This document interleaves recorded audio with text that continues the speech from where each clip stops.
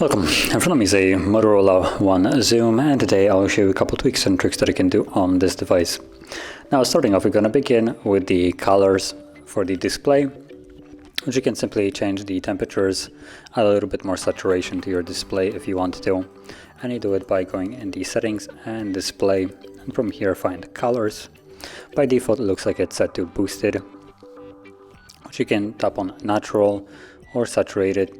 Now there is not much of a difference between them. You can only see a drastic difference between going from natural to saturated, and it's primarily visible, for instance, in the background, the blue and orangish colors, where they become a little bit more washed out looking.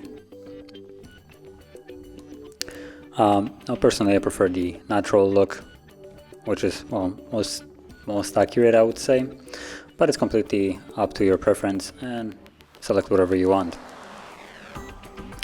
From there, we're going to go into the gesture navigation, which allows you to get rid of these old, outdated buttons on the bottom. And you can simply do it by going into the Moto app right here. Tap on the three dots and go to Moto Actions, and it's going to be somewhere in here. I believe it's going to be the one button navigation. And as you can see, it gives us this animation, so let's try it out. And we have tap to go home, swipe left to go back, swipe right to go to previous app, swipe up for recent, and hold to launch assistant. Now it's not really as good, for instance, as the gesture navigations are on different devices, but it's still better than just the outdated buttons right here, and it takes less space as well. There we go. So you can see that's how it looks like. So from here, moving on, we're going to go into the showing password option, which allows you to do exactly opposite of that, which is hiding it. And just as an example, if I go to Wi-Fi, where I get to put in a password and start typing it in, you can basically see the entire password by the fact that every letter that I pressed will be visible. So to change that, we're going to go into the settings, security and location, tap on advanced, and you will see show password. Disable that, and now if we go back to typing a password, there is no more letter visible. So it just makes your device a little bit more secure.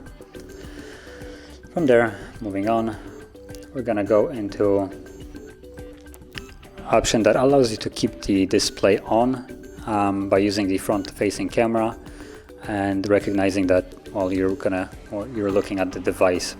So, for instance, if your display settings are set to fall asleep fairly quickly, which right here it's set to 30 seconds, I think that's the default, you can actually extend it just by simply looking at the device.